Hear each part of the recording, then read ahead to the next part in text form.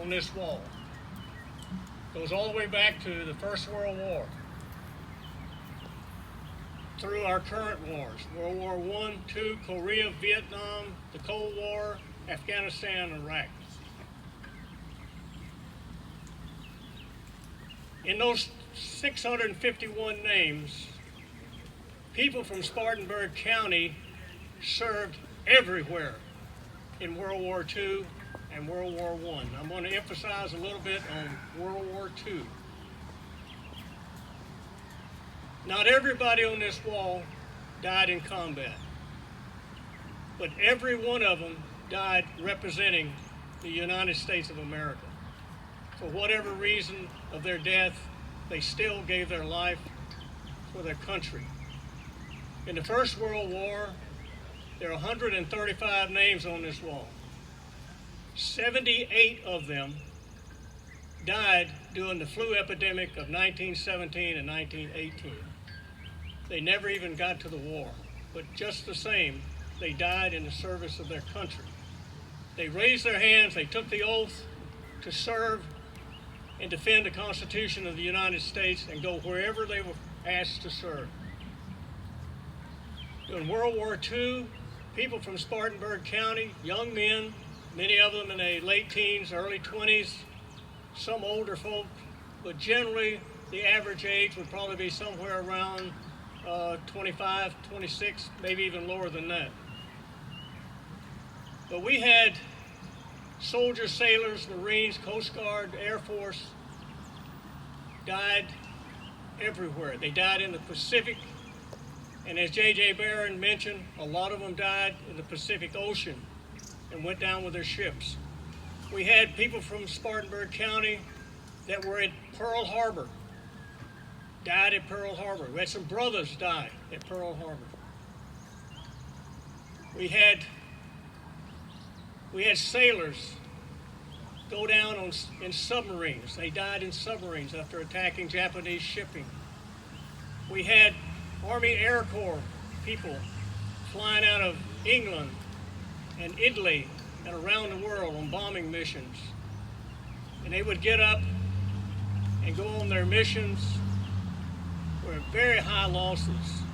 The Army Air Corps had some of the highest losses in World War II. They would get up and go on their missions, many of their buddies dying around them, being shot down. They would come back to England or Italy or wherever their bases were, and they'd get ready to do it again the next day until they got their missions in. In the early days of the war, it was impossible to complete 25 missions to get to go home and survive. In 1942, that was considered to be not possible. But they still got up every morning and they went on their missions. A lot of brave young men did that. We had Marines that died in some of the major island landings of World War II. Tarawa took 1,000 Marines were killed at Tarawa, 1943. Other islands, Saipan, Okinawa, a lot of people died, and a lot of those people were from Spartanburg County. Some of the other significant deaths as the wars went on in Korea. We had representatives from serving in the military that died in Korea during the Korean War and the retreat from the north. So the Chinese came into the war, and many of those soldiers disappeared. They are among the missing.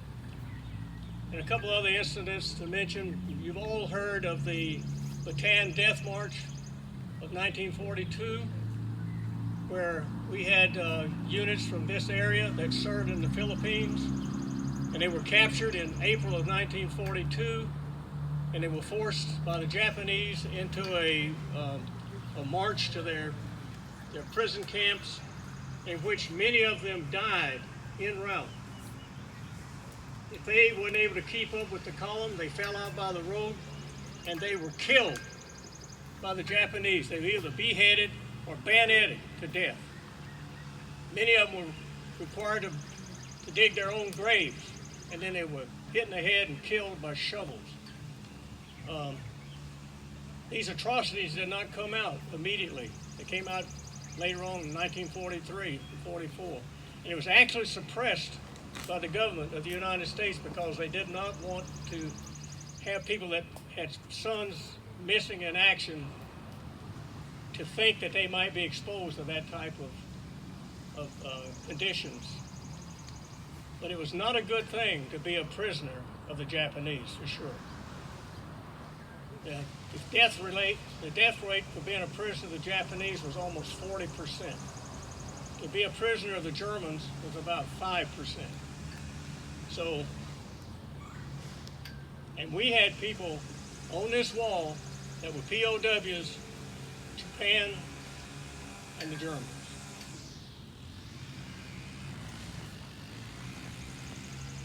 The Japan Death March was horrendous.